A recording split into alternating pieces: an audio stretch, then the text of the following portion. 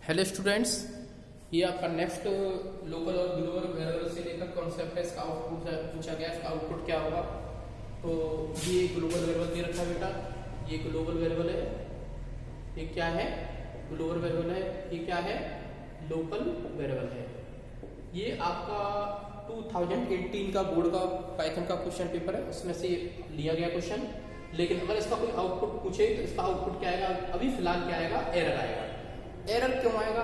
क्योंकि जो हम किसी फंक्शन के लोकल वेरिएबल को भविष्य के लिए अगर हम ग्लोबल बना रहे हैं तो वो सबसे ऊपर लिखना चाहिए। ये डिक्लेयर यहाँ नहीं होना चाहिए, ये गलत है, ये यहाँ डिक्लेयर नहीं हो सकता है।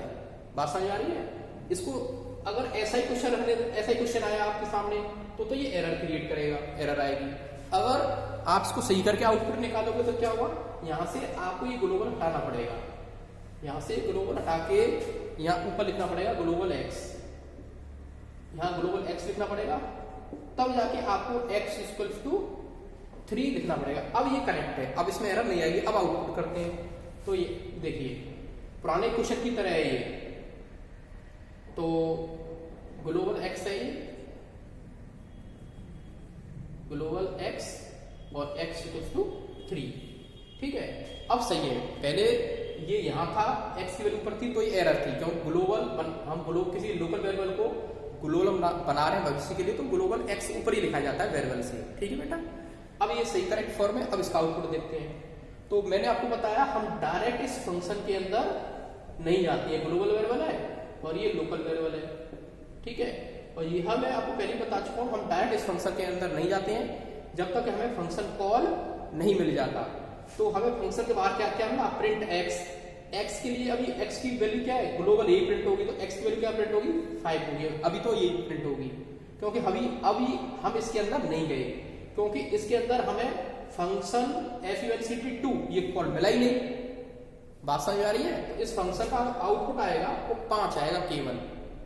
अब हम इसके अंदर गए नहीं ना, क्योंकि हमें फंक्शन कॉल मिला ही नहीं, तो हम इसके अंदर जाएंगे नहीं, इसके अंदर जाएंगे नहीं, तो लोकल वेरिएबल भविष्य के लिए ग्लोबल वेरिएबल बनेगा ही नहीं।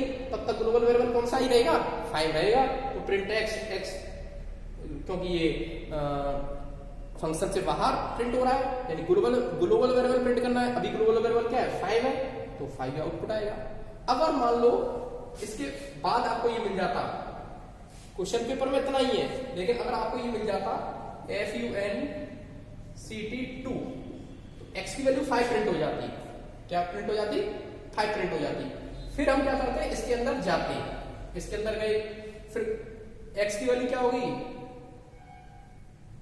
x की वैल्यू क्या होगी, ये 3 वैल्यू भविष्य के लिए ग्लोबल बन जाएगी, 3 और 3 में एक इंक्रीमेंट कर दिया, क्या हो गई, 4 हो गई।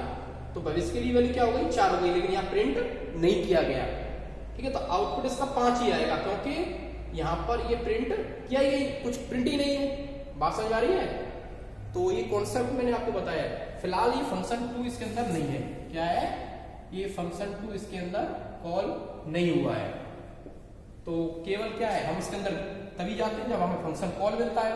फंक्शन कॉल हमें मिला ही नहीं है, हमें सबसे पहले प्रिंट एक्स मिला है। एक्स क्या है, ग्लोबल वेरिएबल, क्योंकि प्रिंट एक्स हम लोकल फंक्शन से बाहर प्रिंट कर रहे हैं, तो ग्लोबल वेरिएबल को प्रिंट कराएंगे। ग्लोबल वेरिएबल 5 है, तो 5 आ गया। हमें इसके अंदर फंक्शन 2 मिला ही नहीं, कॉल मिल जाता तो हम इसके अंदर जाते, इसके अंदर चले जाते, तो 3 और 1 वैल्यू एक्स की वैल्यू कितनी होती, 4 होती, लेकिन प्रिंट कुछ है ही नहीं है। तो भी प्रिंट एक्स होता तो 4 प्रिंट हो जाता, और वो 4 वैल्यू भविष्य के लिए ग्लोबल बन जाती, ठीक है बेटा। ये समझ में आ गया होगा। इस प्रकार के क्वेश्चंस ये जो मैं दे रहा हूँ, सब क्वेश्चंस कर लेना, बहुत ही इंपॉर्टेंट है बेटा।